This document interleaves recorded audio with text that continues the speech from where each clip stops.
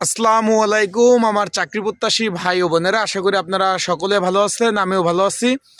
স্থানীয় সরকার বিভাগ এলজিডির আগামী ২৬ তারিখ কিন্তু পরীক্ষা হতে যাচ্ছে অফিস সহক পদে। সকলে অবগত আছেন।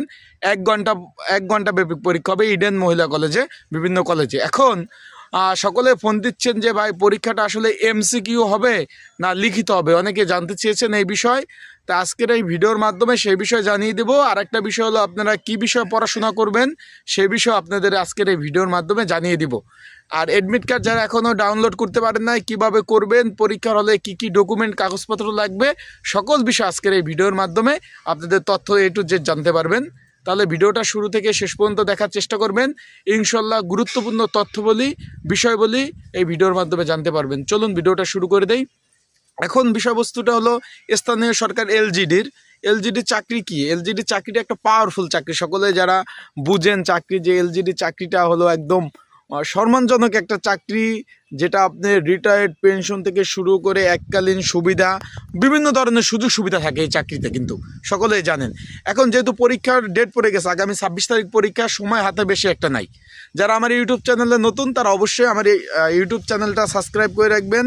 ফেসবুক পেজ থেকে ভিডিও দেখলেও ফলো করে রাখবেন। এখন এখানে বিগত সালে কিন্তু সব সময় এমসিকিউ পরীক্ষা হয়েছে। আপনারা 2023 সালে দেখেন, 19 সালে দেখেন, 20 সালে দেখেন, 16 সালে দেখেন, 17 সালে দেখেন, সব সময় কিন্তু এমসিকিউ পরীক্ষা হয়েছে।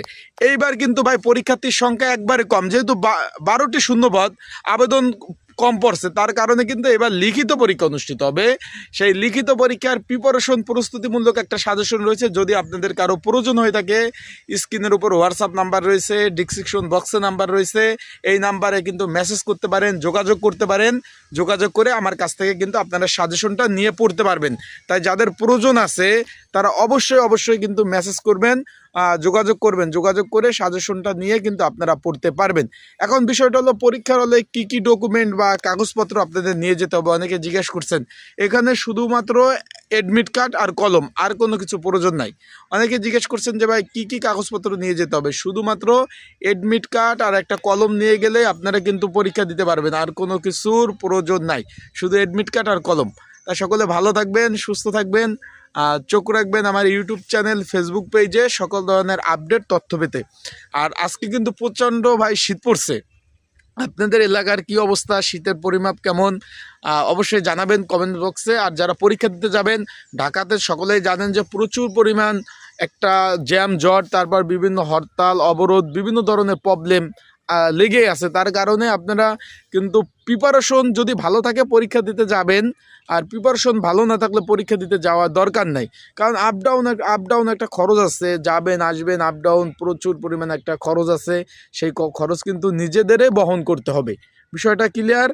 আশা করি বিষয়টা বুঝতে পারছেন। আর পরীক্ষা শুরু হওয়ার পরে কিন্তু কোনো ক্যান্ডিডেট বা পরীক্ষার্থী পরীক্ষার হলে প্রবেশ করতে পারবে না। তাই আপনারা সময় মতো, মানে পর্যাপ্ত পরিমাণ সময় নিয়ে বাসা থেকে বের হবেন, পরীক্ষা দিবেন। তাহলে ভালো থাকুন, সুস্থ থাকুন, চোখ রাখুন আমার ইউটিউব চ্যানেল, ফেসবুক পেজে। আর আপনাদের যে কোনো প্রশ্ন থাকলে অবশ্যই কিন্তু নিচে কমেন্টস বক্স আছে, সেখানে মন্তব্য প্রকাশ করতে পারেন। আসসালামু আলাইকুম।